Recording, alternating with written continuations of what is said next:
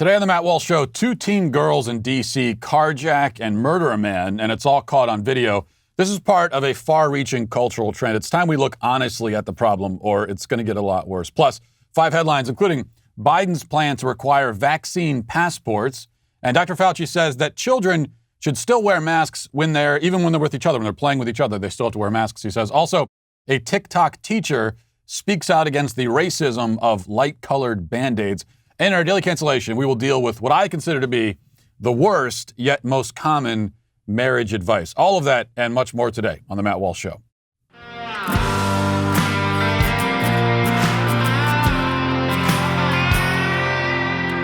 Well, the footage is significantly worse than the George Floyd video, to my mind, though it has attracted barely a fraction of the attention and the outrage. Mohammed Anwar was a 66-year-old Pakistani immigrant in D.C. He was killed this past Tuesday while delivering food for Uber Eats.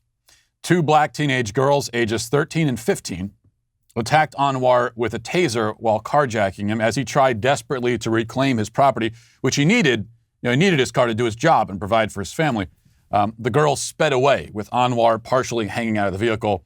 They flipped the car in the escape attempt a few blocks down, sending Anwar careening several feet away, and he died. Cell phone video shows the victim splayed out on the ground, mangled and bleeding, while National Guardsmen, who, of course, are in the city, as you've heard, pull the murderers out of the wreck. And the primary concern for both of those girls is that their phones may have been damaged. They're running around screaming about their phones while this man is dead. Nobody at the scene, on the video anyway, to include the guardsmen, show any apparent concern for the dead man on the sidewalk. This crime is part of a growing trend in D.C. Over the weekend, 2 13-year-old boys were arrested for multiple armed carjackings in the city. A few days before that, and a few days after Anwar's death, a different pair of teenage boys, 13 and 14 this time, were also arrested and charged for an armed carjacking. For those keeping track at home, that makes, 6 kids, all under the age of 16, arrested for violent carjackings in the same city in the same week. The mayor of D.C., fortunately, has the situation under control. On Sunday, she tweeted out a PSA video recommending strategies, quote, to reduce the risk of your vehicle becoming a target, with an accompanying protect your auto hashtag. Now, this, of course, is no different than a mayor responding to a string of rapes in the city by putting out a video recommending that women wear longer skirts. Now, feminists are quick to remind us that rape is the result not of provocative fashion choices by the victims, but of evil actions by the rapist himself. In the case of Anwar's death, the tragedy was caused not by his failure to protect his auto, which he tried to protect it, but by the behavior of 2 teenage girls who have managed to become murderous psychopaths before either of them is old enough to, buy a ticket to a rated R movie. The question we're afraid to ask, but must ask, is how do kids turn into this? How do they turn into monsters like this? Take a couple of steps further back, widen the lens, and it's clear that the trend extends beyond a carjacking epidemic in D.C. You could draw a line that connects this incident to, for example, the equally tragic case of E. Lee in Milwaukee. A few months ago, Miss Lee, an Asian woman, was lounging alone in a local park when a group of black teens happened to cross her, and they decided to physically and sexually assault her, apparently just for fun, before dragging her to a nearby pond and leaving her for dead.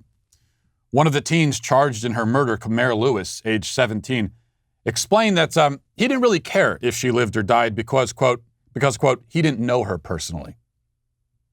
Now, a few weeks ago in Rochester, 2 black teens aged 14 and 16 broke into 53-year-old Stephen Ammenheiser's house, doused him in some kind of lighter fluid, might have been gasoline, and set him on fire.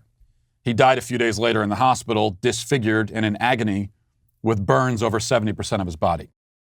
Within a few days of that crime, a white middle-aged girl in a Virginia suburb was gunned down by a black teen. Lucia Bremer, 13 years old, was walking through the neighborhood with a friend at 4:30 in the afternoon in the suburbs when she was approached by the gunman and fatally shot. No motive has yet been given.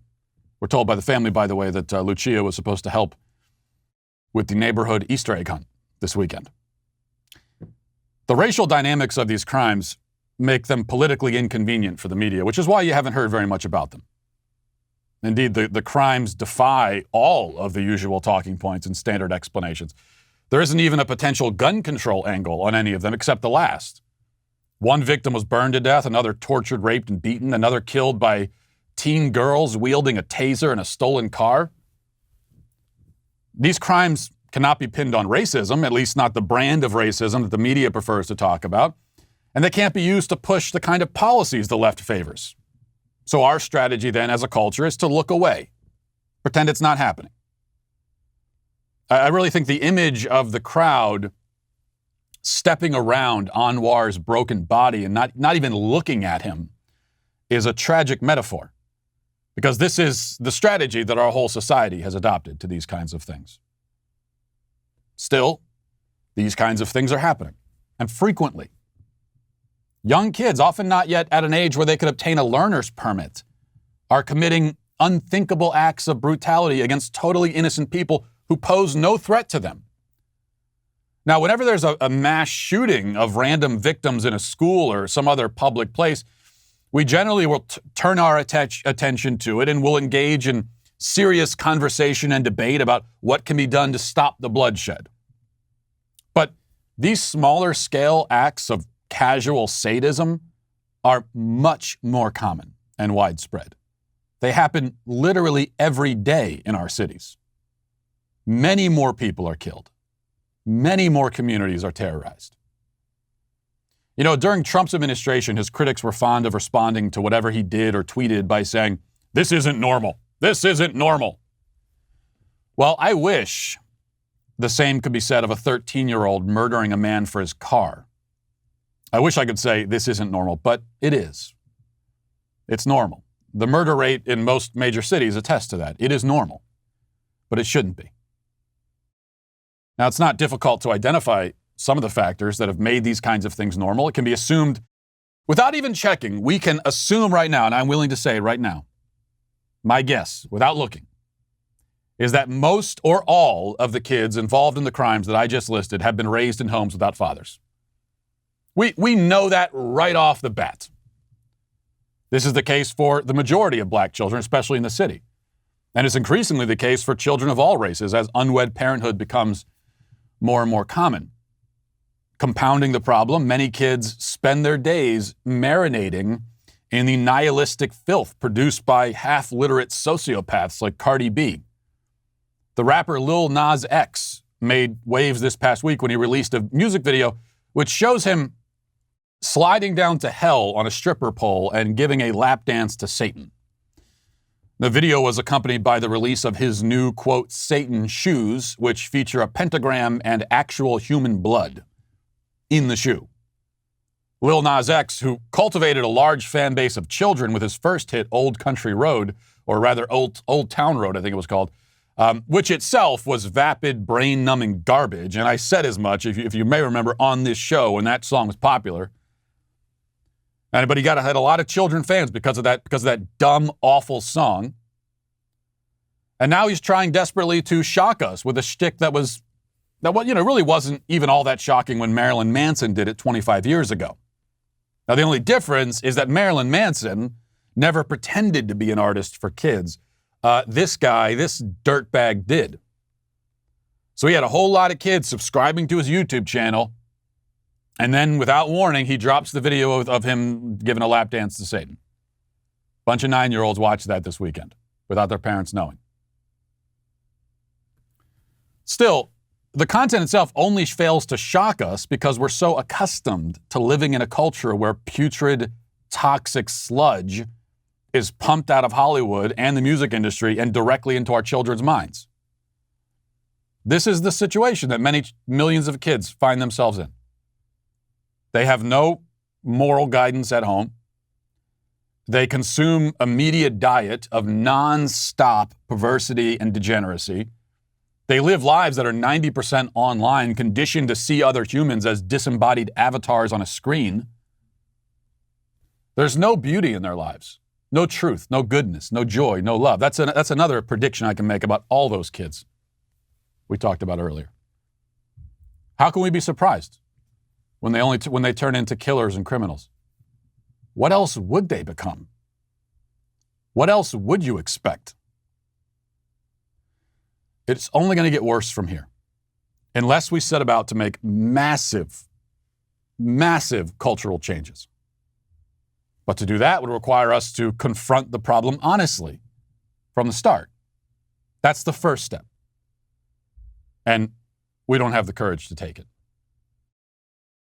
Now let's get to our 5 headlines.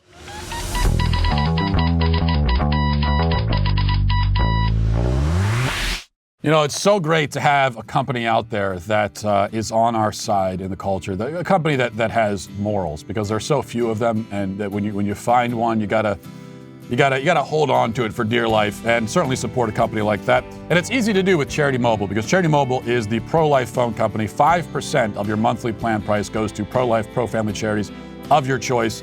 And this is really important, because the right to life is the key that unlocks all other rights. It's the foundational right. If you don't have the right to life, you don't have the right to anything else.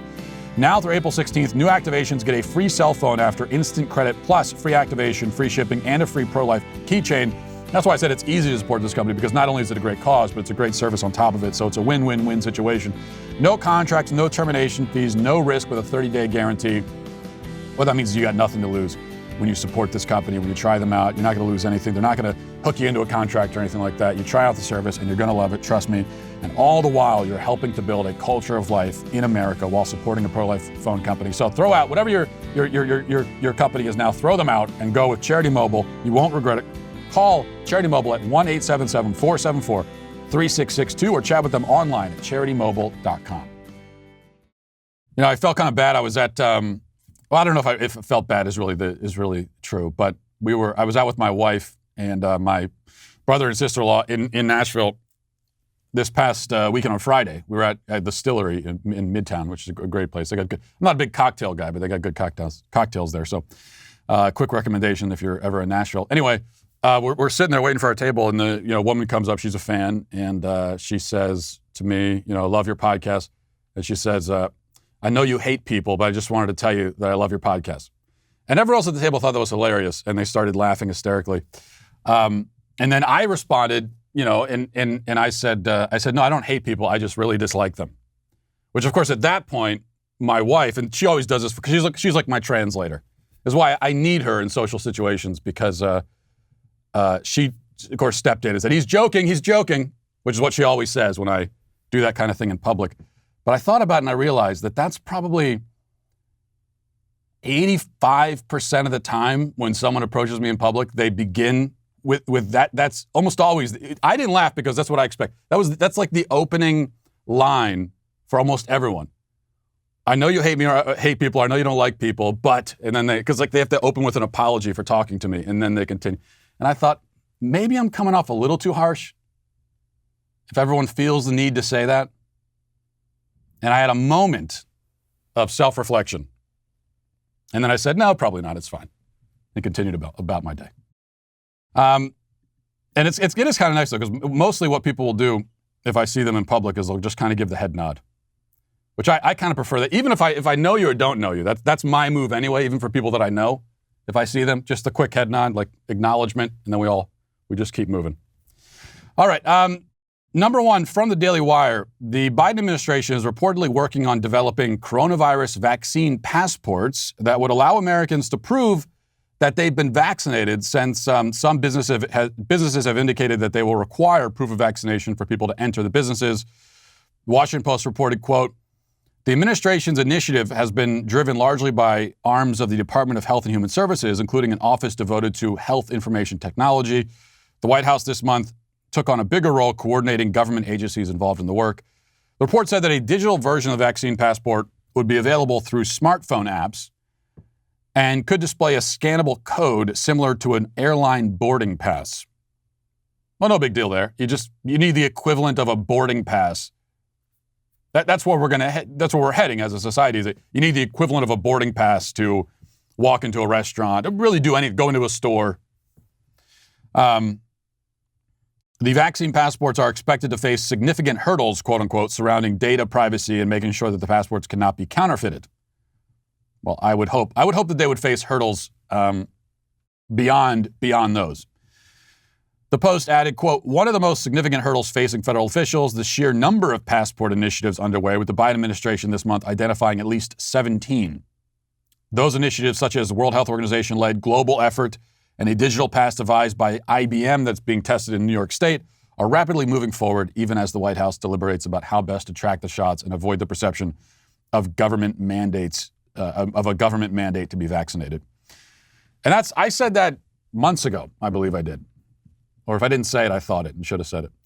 That people are worried about a mandate. People are worried, have been worried that the government's going to say, you have to get this shot. If you don't get it, you're going to be fined or have to go to jail or something. No, they're not going to mandate it. They're going to do an end run around the mandate by simply making it so that you can't do anything, you can't live your life unless you get the vaccine. But then that always allows them, because there are a lot of civil liberty problems with a national federal vaccine mandate. So they're going to get around that by making it so that you can't do anything. And then they can always say, what do you mean there's not a mandate? We're not forcing you to get the vaccine. Sure, you can't leave your house or do anything if you don't get it, but you're still free not to get it. That's how they can get around it. But the real irony here is that we get this news right on the heels of renewed panic over voter ID laws. Right? We had the law that passed in Georgia, which for the most part, really basic, minimal level, kind of putting a few systems in place to make sure that people who are voting are, legitimate residents of the state and so on. Really basic stuff. But even that, we're told, is to require someone to do something really simple, like have a photo ID when they go vote. Simply to prove that they are who they say they are and that they are a resident of the state in which they're voting. We're told that that is racist somehow. And it is a burden, an undue burden.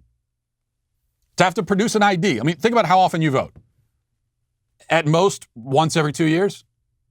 If we're talking presidential elections, once every 4 years.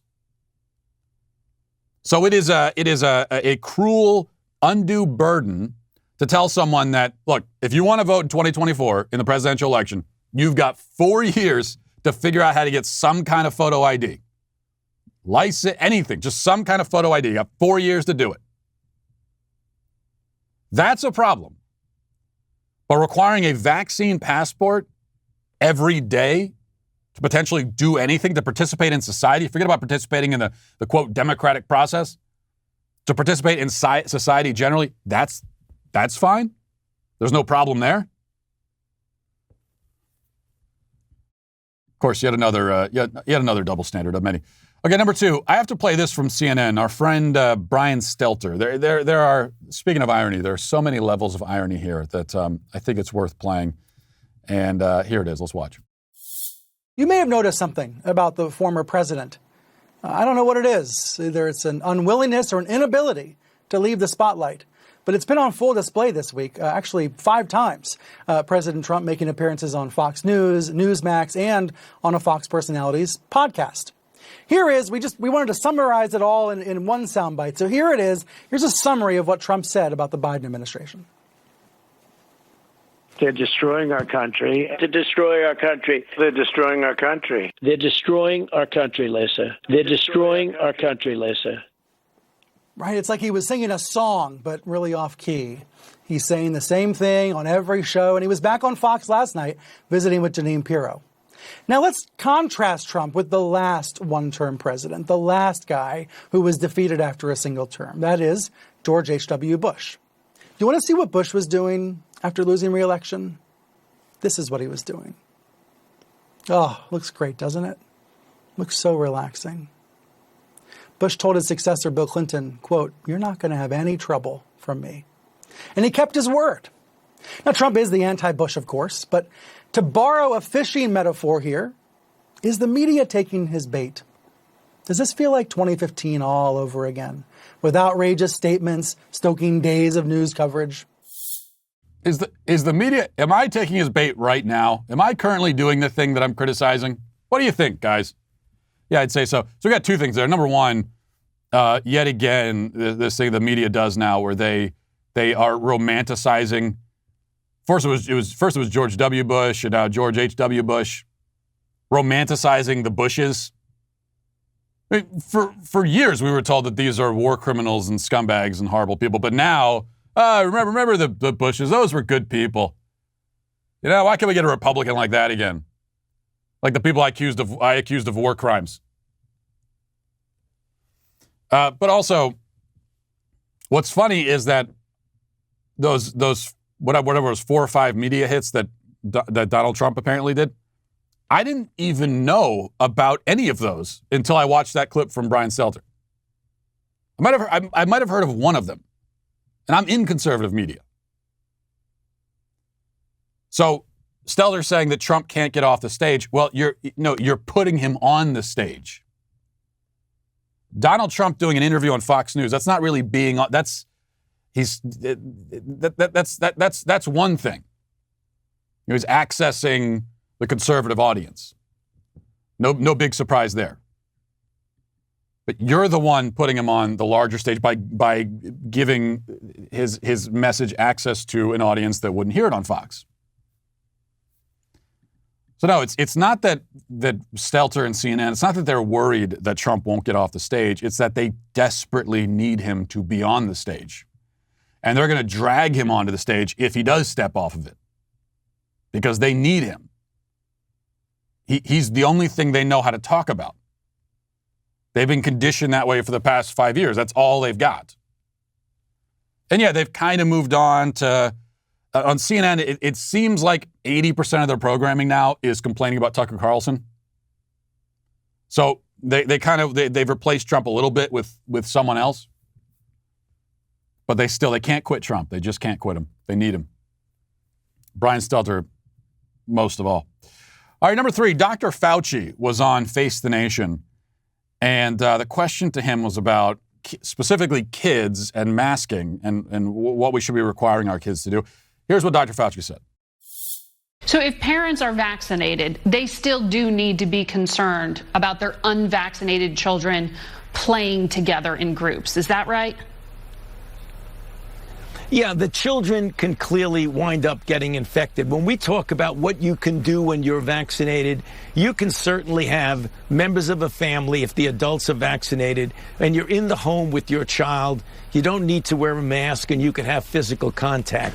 When the children go out into the community, you want them to continue to wear masks when they're interacting with groups from multiple households.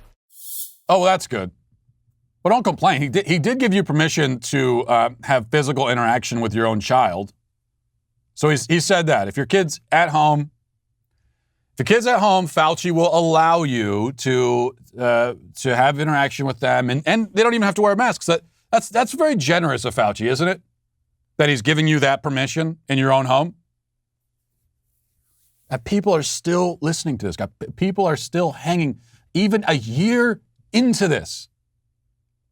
When he's changed his mind on a million things. Says a different thing every day. People are still hanging on to his every word. Letting him guide their day-to-day life. When he was never qualified for that to begin with. Even if he was the greatest guy in the world and the most honest guy in the world, which I don't believe he is. But he's an immunologist. That's where if he has any expertise, that's where it would be.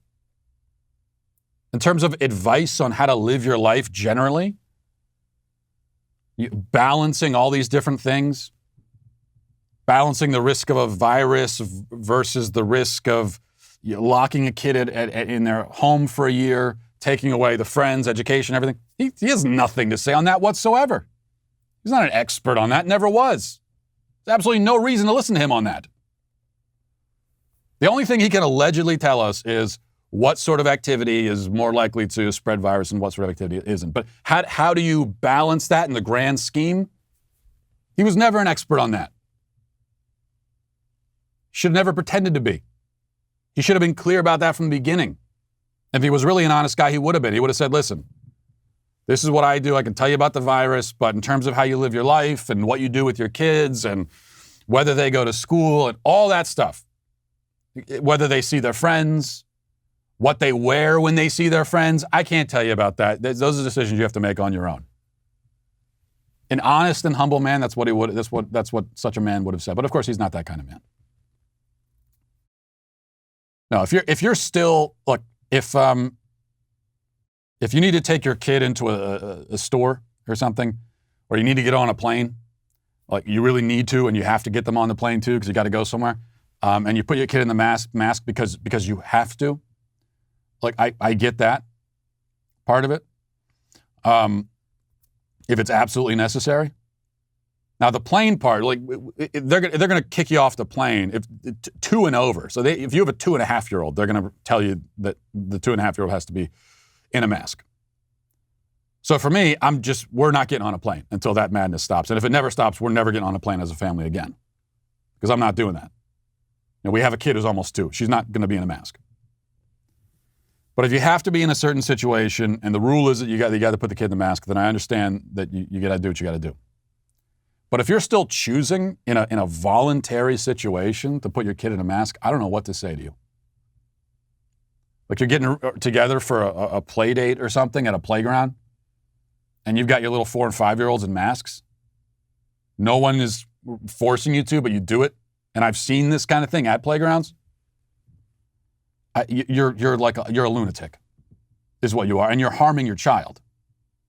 You're doing psychological damage to your child because of your own fear and paranoia.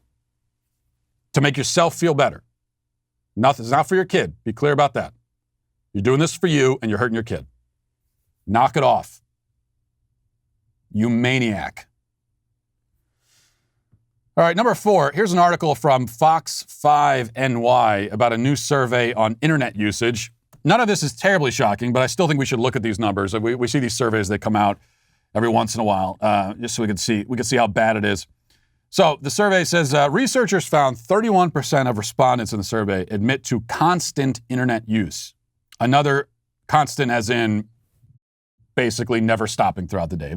Almost every waking moment they're online. Another 48% said they log in several times a day, and just 6% said they limit their online activity to about once a day. Since 2015, near constant internet usage among people ages 30 to 49 has risen by 14 points. And for people between 50 and 64, it's grown from 12% to 22%. Researchers have noticed the percentages of near constant users between 18 and 29 years old has remained 48% since 2019. And people older than 65 are stagnant at 8%. Well, that's half. 18 to 29. And again, constant is exactly what it sounds like all the time. It's, when I read these surveys, I can't really judge because I'm very close to the constant category. Though I always have the excuse that it is actually my job. I mean, I do get paid for it. But even so. And this is the kind of thing we talked about at the beginning. This is absolutely one of the factors when we talk about what's turning kids into violent sociopaths. Why is this happening? This is one of them. Yeah, it's lack of parental guidance at home. It's the pop culture. It's all these are factors that go into it. And a big part of that is when you got kids, and this is how a lot of kids are raised now. And it's going to get worse if they don't have parental guidance. They don't have a dad in the home. They don't have a mom that's very present. Maybe the mom's on drugs or something, which is often the case. So they get no guidance at all. And so all they have is their phone. They've got the internet, and that's what they do all day. And think about that it can be hard for us, those of us who at least had a little bit of a childhood before the internet took over. For me, there's a very distinct moment. I think it was about the age of 13, 14, when the internet, it seemed, looking back on it, it seems almost like an all at once thing. Or before that, the internet existed, and I can remember being 9 years old, and I had a friend down the street who had the internet. I think it had AOL 1.0, and I didn't really understand what it was exactly, and I used it once, and I wasn't that interested.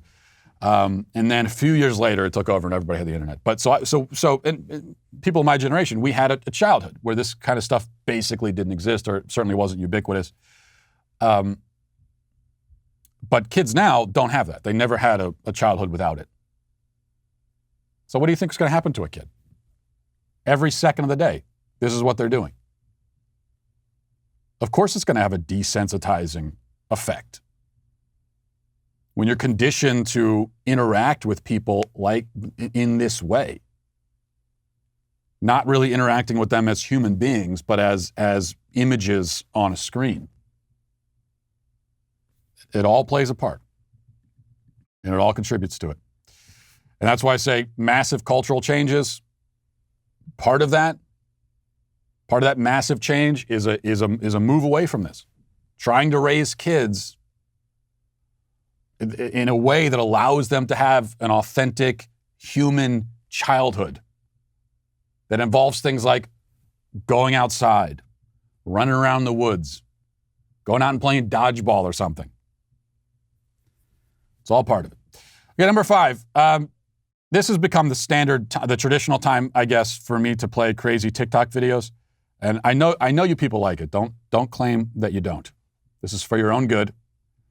And here's today's installment. Let's take a look. White privilege. Think about it. Whose flesh tone is this? I have brown Band-Aids in my classroom. I had to special order them. They're twice as much as these, and they're hard to find, and they're frequently out of stock.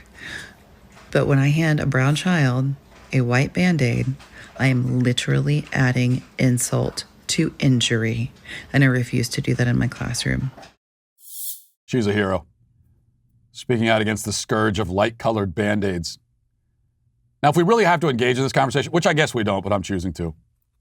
Choosing to waste my own time and yours. You're welcome. The first thing is that there is, of course, a logical explanation for why there would be more Band-Aids in that color than in the darker colors. Because that skin color is more common, and so there are going to be more of them out there in the marketplace. It really makes a lot of sense when you think about it. But also, in my experience with first of all, kids love Band-Aids. I don't quite understand it. Even though I was a kid once and I can remember having a Band-Aid fixation myself, I still can't figure out quite what it is. Kids love Band-Aids. They're always trying to invent reasons why they need a Band-Aid. When you're a parent, you constantly have kids coming up to you. Oh, I got a cut. I have it. Where's your cut? Let me see. And they show you, it's on their finger, and you look at it. No, I see nothing there. They insist that there's a cut, and so you put the Band-Aid on, and magically it makes everything better. But kids love Band-Aid, and what they prefer, in my experience, are Band-Aids that don't match their skin color. They want bright colored Band-Aids. They want a Batman Band-Aid. They want a Scooby-Doo Band-Aid. What message does she think is sent when you give a kid a Scooby-Doo Band-Aid?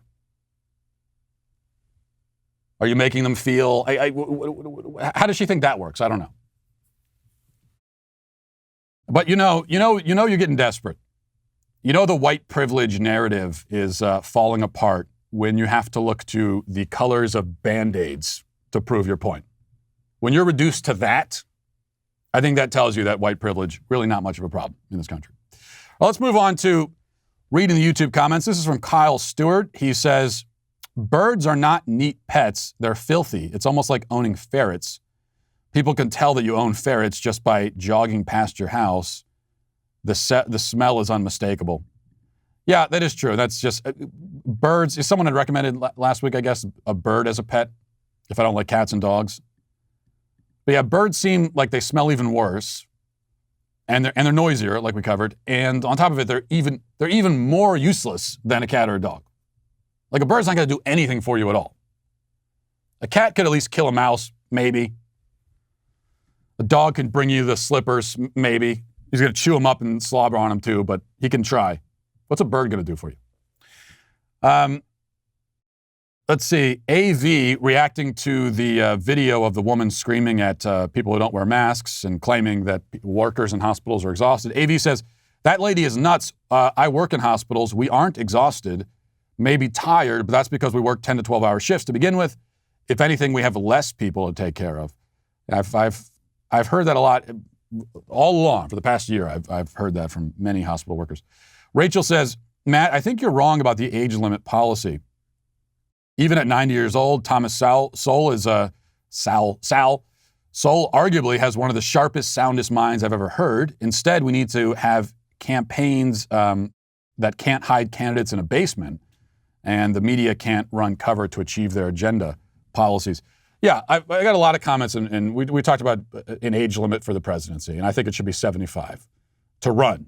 You know, that's the oldest you could be, and I think that's pretty generous because that gives you 40 years, right? 35 to 75. You have 40 years to run for president. Don't do it in that time.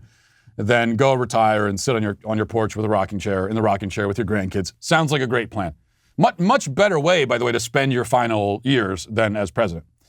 And a much more respectable way, too, in my view. And I got a lot of these kinds of messages and comments from people, saying, well, no, we don't need an age limit because here's this random older person who's doing really well at the age of 90. Whether it's a prominent person or, oftentimes I'll hear, oh, my grandmother. You say that, but you don't know my grandmother. She was sharp as a tack until she died at 93. I get it. But first of all, if you're saying that a 90-year-old is sharp as a tack, what you mean is for a 90-year-old. But there's still the reality of being 90, and you're going to have a lot of physical decline, and even mental decline. Your mind is not going to be as sharp and spry and aware and able to process things as it was at 50. It's just a simple fact. There's no way around it. We are mortal creatures. You can't get around it. So that's what you mean. That's the qualifier. You mean all of that for 90, he's doing pretty good, which is great. But still. And also, these are the exceptions. Right? But when you're setting a general rule or policy, you can't do it based on the exceptions. Again, 35 is the lower limit, right? And there are some 31-year-olds out there who maybe would make fine presidents. Not a lot of them, but they probably exist. You probably find a 31-year-old who would make a good president, but they're the exception. And so we have the limit at 35, and no one complains about that.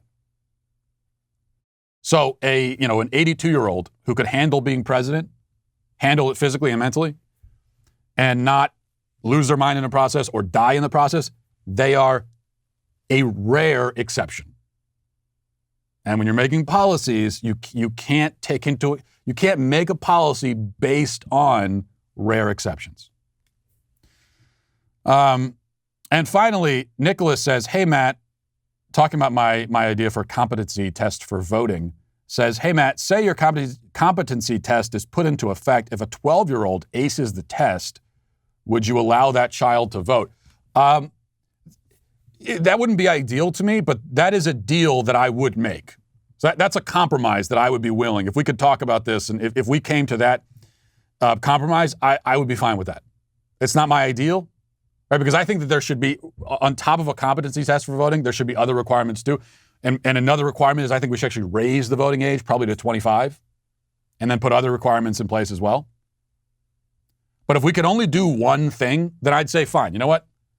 Let's have the really basic competency test for voting. And all that's going to establish is that you have like even a third grader's level of knowledge when it comes to civics and government and all of that and politics. And I'd be fine with that. So let's just say anyone who could pass that test can vote. And so if you're 56 and you can't pass it, you don't vote. If you're 7 and you can pass it, then you can vote. I would take that deal. Now, a quick word from Rock Auto. It's springtime. The weather's getting nice. Well, it wasn't so nice in Nashville here this past weekend. We got like 50 feet of rain, I think was the last check. But normally, weather's nice. And what that means is that you want to get out of the house and just be doing anything other than sitting in or standing around an auto parts store. Why waste your time doing that? RockAuto.com makes it a lot easier. When you have access to RockAuto.com at your desk, in your pocket, you can go to RockAuto.com, find everything you're looking for.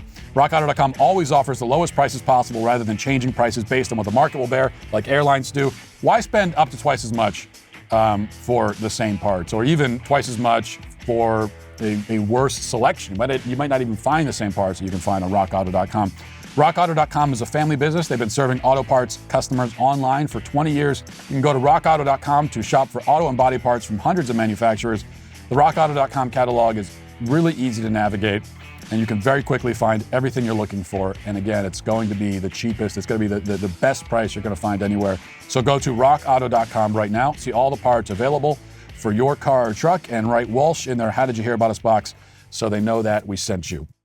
You know, as you probably heard, Candace joined the Daily Wire a few weeks ago with the premiere of her new talk show. Candace, you may have heard us mention that a time or two. The show streams Friday at 9 p.m. Eastern, 8 p.m. Central, and offers a stimulating perspective on politics, culture, and America at large. Candace hosts a series of guests on the show each week, making for lively panel discussions and insightful interviews. Featured guests have included Jocko Willink, Brandon Tatum, John Rich, just to name a few. I think probably the headline here is that I'm going to be a guest on Candace pretty soon. So, that should be in this copy. I don't know why it isn't. Candace is the first Daily Wire show to appear in front of a live audience, but don't worry, if you can't attend the show in person, tweet your questions to @TheCandaceShow for a chance to have Candace answer your question at the end of the night. And make sure to become a Daily Wire member. Go to dailywire.com/subscribe. Use code Candace to get 25% off. That's code Candace for 25% off. Now let's get to our Daily Cancellation. For the Daily Cancellation, we're going to step away from matters of politics and ideology so that I can put my relationship expert hat on. I have to actually mime putting a hat on so you understand. I'm not really a relationship expert, but then I don't think it's really possible for anyone to be that kind of expert, so I have as much claim to the title as anybody else. So today I want to deal with and cancel, of course, what I believe is perhaps the worst marriage advice you will ever hear. And precisely what makes it the worst is that you will hear it, and you have heard it a million times already. It's very commonly believed and commonly said, even by people whose own personal experience contradicts the advice they're dispensing. The advice I refer to is this: never go to bed angry. Never go to bed angry. Like I said, you've heard it a million times, right?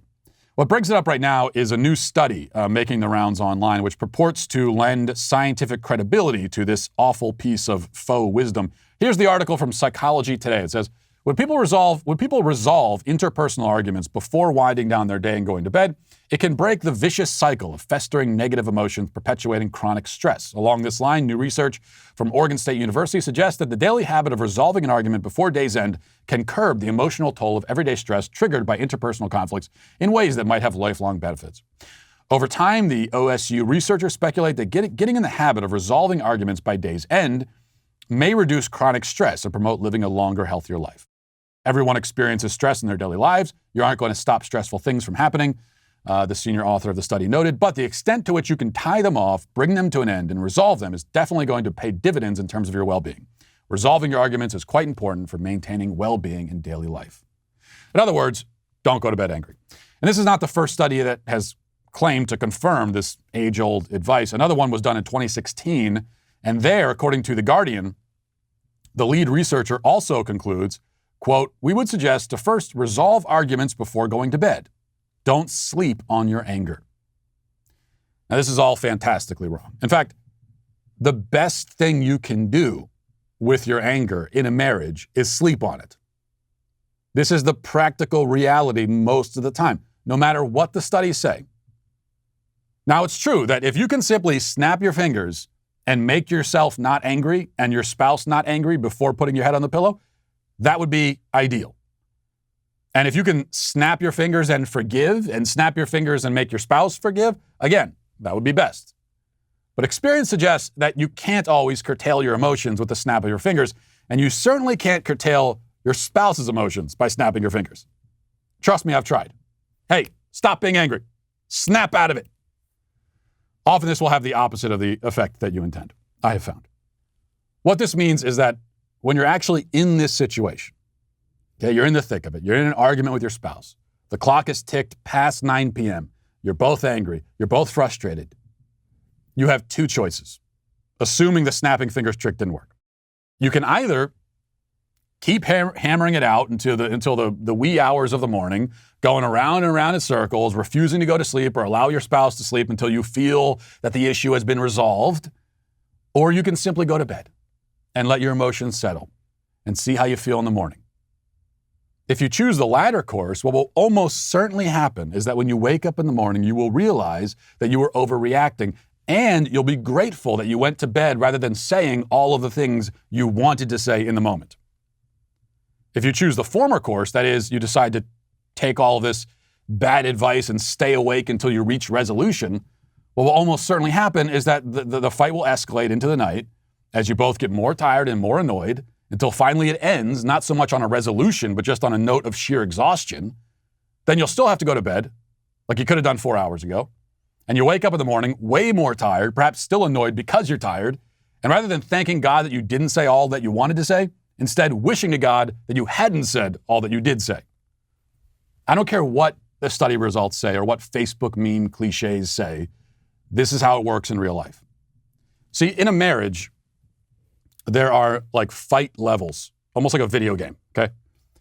Level 1 is the standard, brief, snippy little exchange that you might have with each other over some extremely unimportant thing. Maybe you're looking for the lost TV remote and you're both accusing the other of being the last one to have it, even though it was always one of the kids that lost it.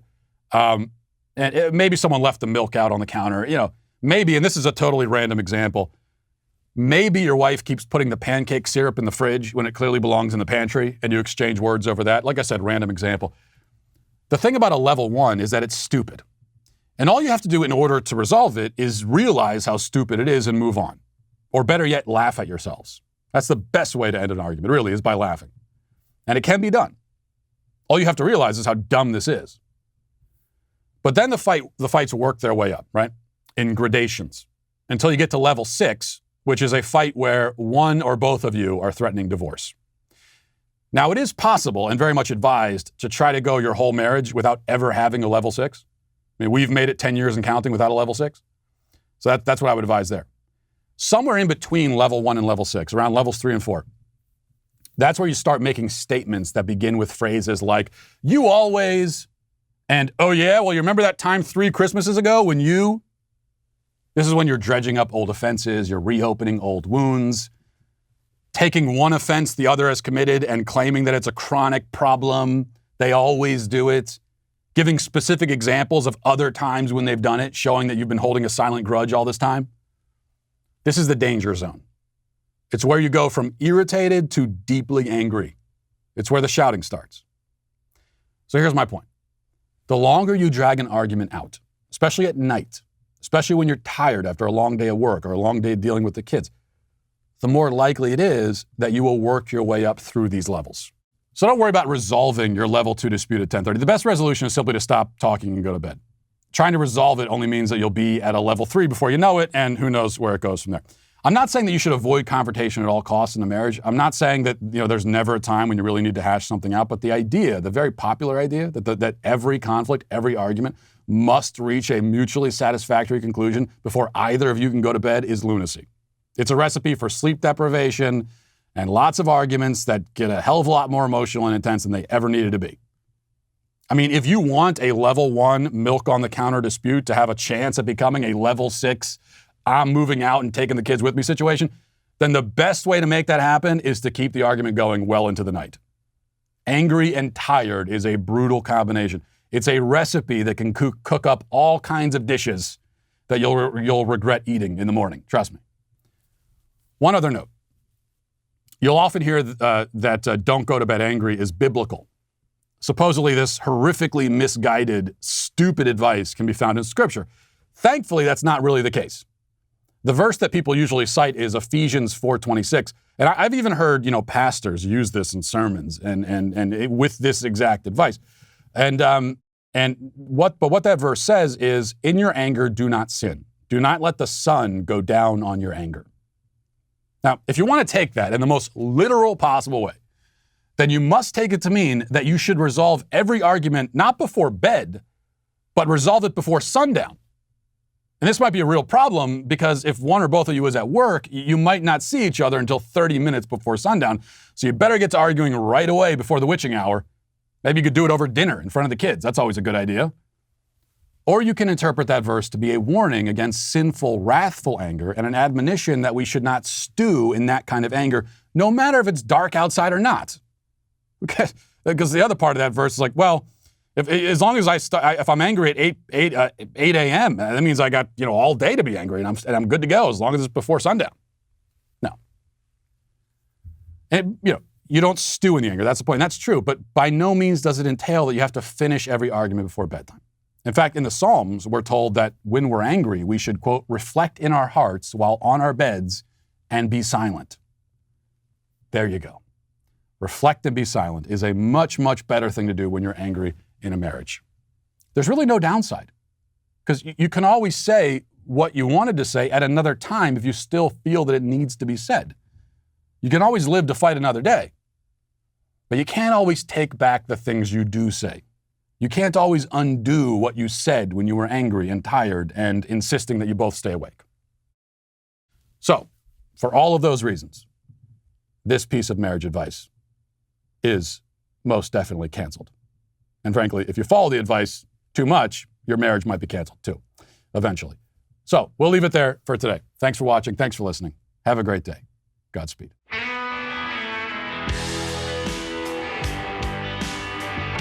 The Matt Walsh Show is produced by Sean Hampton, executive producer Jeremy Boring. Our supervising producers are Mathis Glover and Robert Sterling. Our technical director is Austin Stevens. Production manager Pavel Vodosky. The show is edited by Sasha Tolmachov. Our audio is mixed by Mike Coromina. Hair makeup is done by Nika Geneva. And our production coordinator is McKenna Waters. The Matt Walsh Show is a Daily Wire production. Copyright Daily Wire 2021. A Democrat operative tries to stop Ted Cruz from exposing the crisis at the border. Joe Biden pushes vaccine passports, and a rapper sells satanic sneakers. Check it out on The Michael Knowles Show.